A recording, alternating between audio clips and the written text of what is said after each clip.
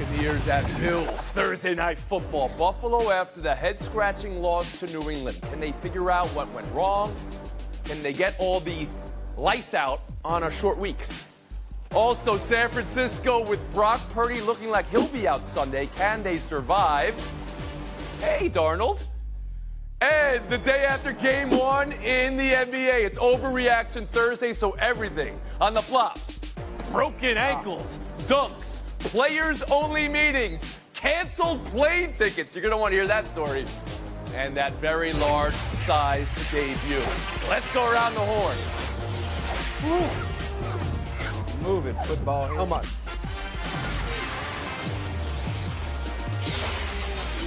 Thursday night football, Bucks at Bills. Good one. Both teams with something to prove after underwhelming results in the last couple of weeks. And in Buffalo's case, that head-scratching loss to New England. So tonight is a must blank for blank. Lindsay Theory, fill in those blanks. Around the horn to you.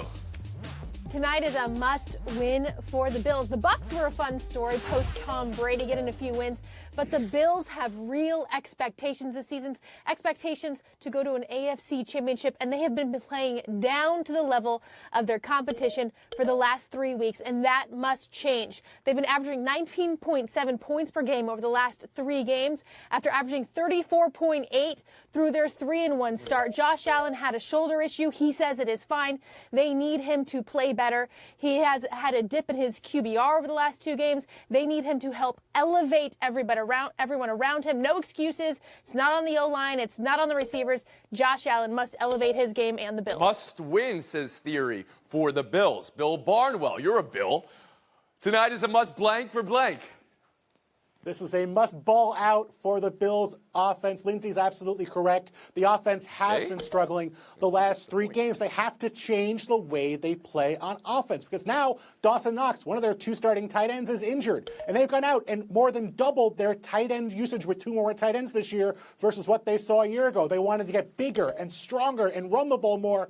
But it hasn't worked. Their best offense is still 1 tight end on the field. They're the 3rd best offense in football when they do that so far this season. So with Knox out, Kincaid moving into this lone tight end role, I think they spread the Buccaneers out more. You want to throw the ball more against the Bucs anyway. I figure there's going to be a very explosive, passing-heavy game plan for the Bills in this game.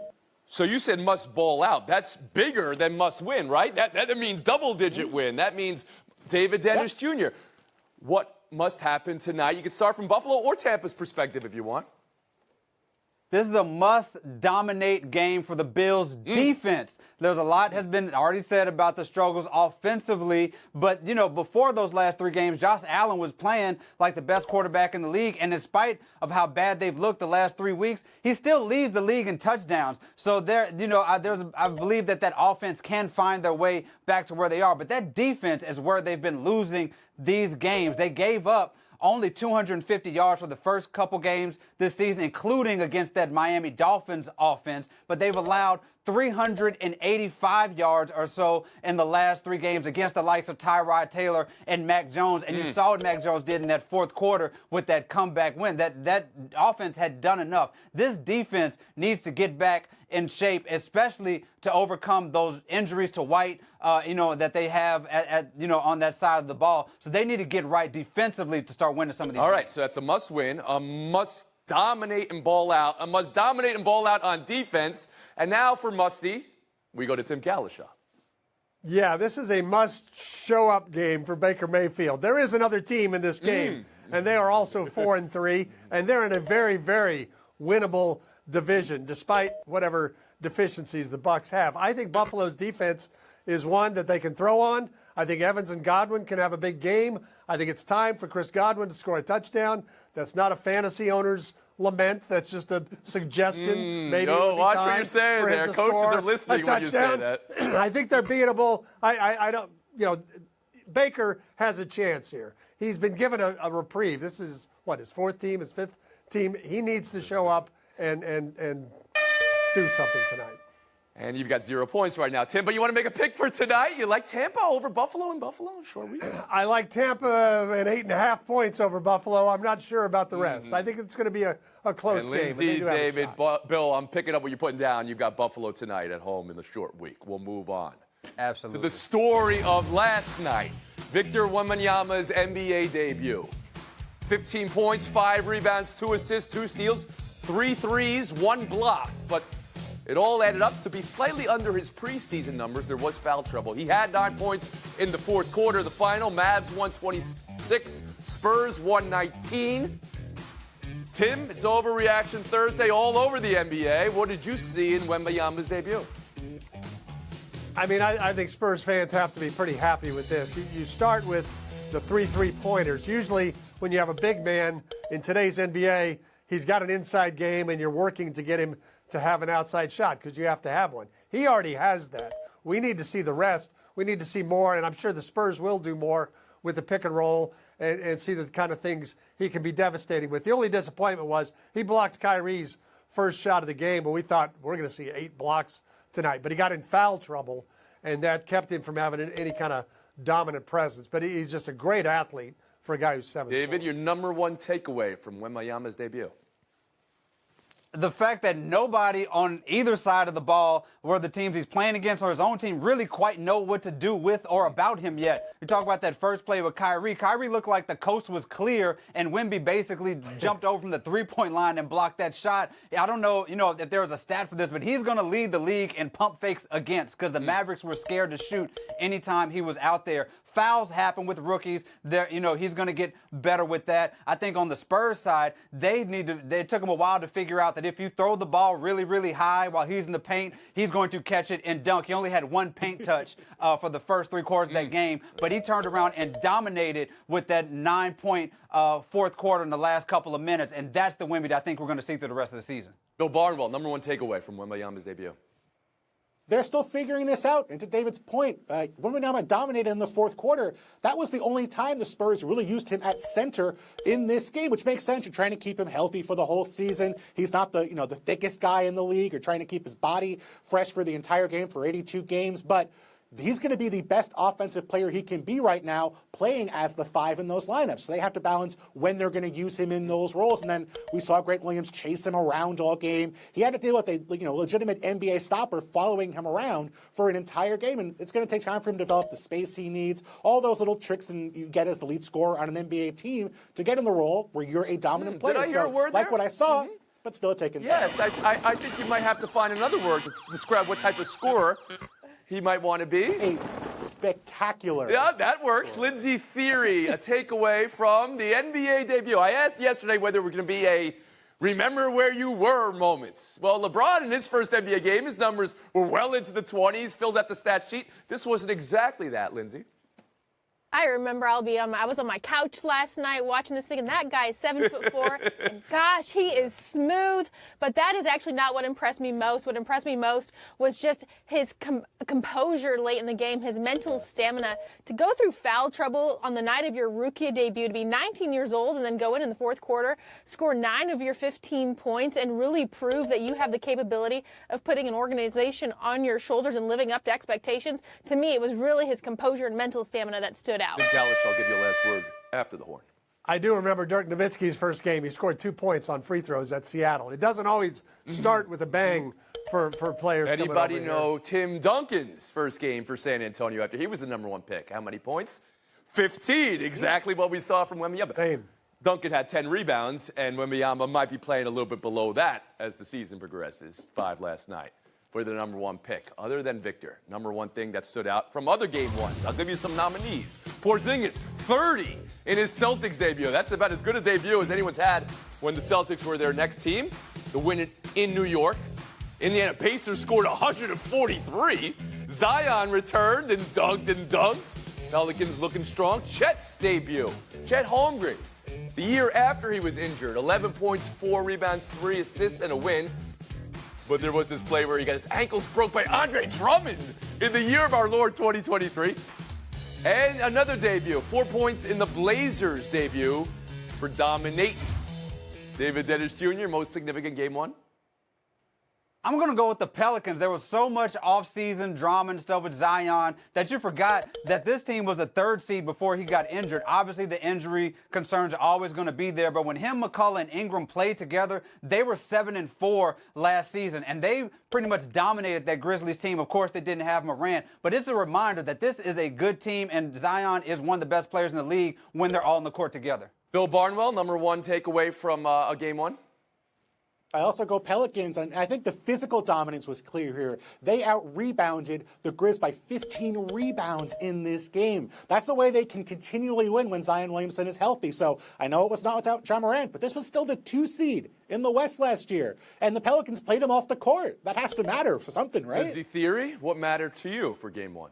Has to be Porzingis and his Celtics debut against his former team. 30 points, 9 straight to put them up for good there in the 4th. And a historical note, most points in Celtics debut. He surpasses Dominique Wilkins. That's a record that's been held for 29 years for him to have the most points in a debut for the Celtics. Is that right? It was Dominique Wilkins. You don't remember Dominique the Celtic as much as, I guess you'd have to be on another team and then go to the Celtics, and so many of the Celtics greats came and started and stayed with Boston. Callis Shaw, a number 1 takeaway from game 1 for you? Bruce Brown was a nice role player for the Nuggets championship team last year, maybe a 4th or 5th or 6th option. He goes to Indiana, signs for a decent contract, 24 points in 27 minutes. That team scores 143 with a healthy Halliburton, Miles Turner. You liked Indiana this year, yeah. Not a lot of defense think they might be from their opponent last night. May not see a lot of defense from that team. We're not going to even get into the that. Wizards? We'll No, you don't let that go. Talk about 143. We'll be horned and we'll take a break. Sixers Bucks is tonight. And now you ask me, is everything going to be okay between the Sixers and James Harden? Today's report, Harden was barred from the team flight at the airport. We got an Argo situation. We'll talk about that after the break.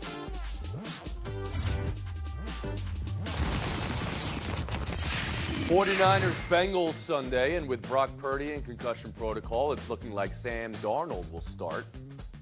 How much drop-off do you think? Or not think there will be for a team that wants to break their 2-game slide? Lindsay, buy or sell Darnold being able to lead San Fran to a victory Sunday versus Cincy? Dare I say, in this setting, Tony, I'm all in on Sam Darnold. I am buying it. Okay. I watched Sam Darnold play at USC. He was a former first-round pick. He has all the physical talent. He's been stuck in 2 dysfunctional organizations, and now Kyle Shanahan has the opportunity to make the most of him. Kyle Shanahan has done a great job with quarterbacks. Maybe not Trey Lance there, but he has got the most out of all of his guys. We see that happening with Brock Purdy now with Sam Darnold.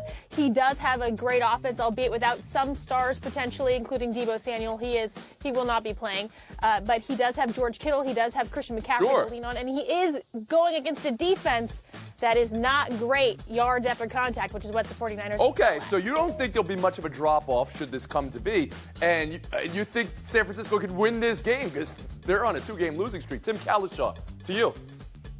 No, I'm going to sell this. I think just the lack of experience level in the Shanahan system. We saw how much better Brock Purdy was in the first few games this year than he was in those first few starts at the end of last year. That offense was really performing at its optimum level against Dallas.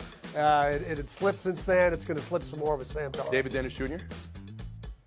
Yeah, I'm selling this. I'm not so concerned that Darnold is as seamless a transition as they're making it sound to be. Like the last season, yeah, he played well with the Panthers for a few of those games, but he's still, since 2019, is 35 out of 37 quarterbacks and expected an EPA per dropback. So, he has a long record of not being that great. Last time we saw him against the Saints, his quarterback ranking was 2.8, and he's going against a Bengals defense that is the best in the red zone over the last 2 years. I'm not sure he can maintain that offense. And Bill Barnwell.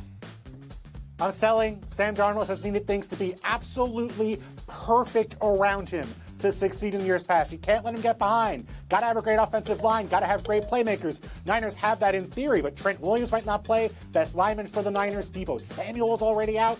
A little concerned that Sam Darnold does not have a perfect scenario around him for this game. Back to Lindsay. I didn't mean to put words in your mouth on whether you think San Francisco could break that losing streak. Please, go ahead.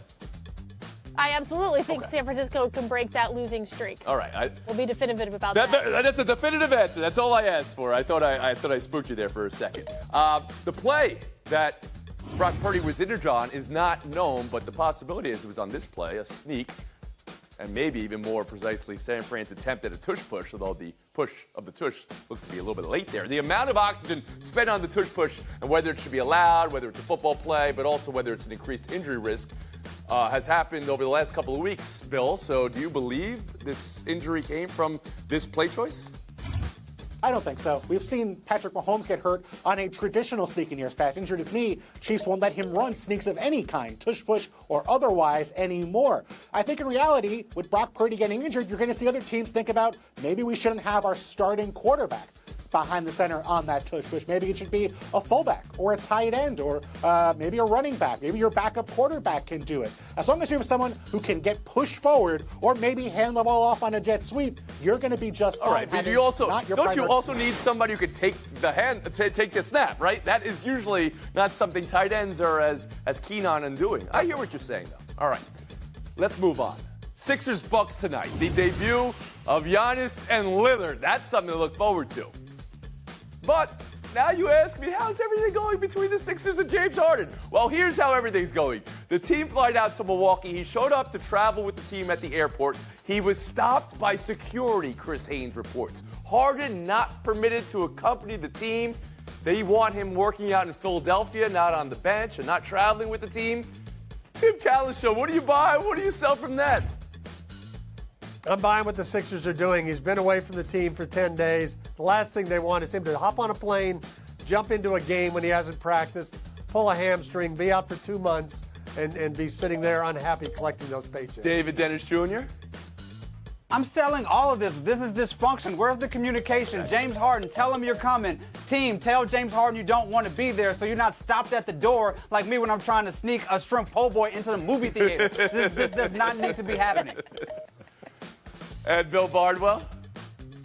I'm selling on this James Harden situation. We knew this was going to happen the moment he got there because that's just how he left Houston in the first place. That's why he's in Philadelphia to begin with. This was always going to end messily. These are two sides putting out competing stories, trying to win this argument, and it doesn't matter. He has to get traded. The sooner it happens, the better for everybody involved. And Lindsay Theory? I'm selling on the whole thing. More drama there than there is on the Young and the Restless. What are we doing watching James Harden show up like he didn't know he was not going to be making that trip? I mean, this whole thing feels like a scripted play. It's not going well. Who can create the most drama on each side? Let's just be done with it. The two sides need to break up. Everybody's a little bit more emotional and things are a little bit more heightened at the airport, though, right? I mean, that's what happens here. So the NBA, no Harden tonight, of course, for that game, and these are the new rules that the Stars have to play. And for Phoenix versus the Lakers, no Beal and no Booker now tonight. It's game 2, and we're already there. Tim Callis, Shaw, Barnwell, thank you for your time today. Lindsay Theory, David Dennis Jr. Showdown next. Lindsay Theory, David Dennis Jr., good luck in Showdown. I have a philosophical question for you.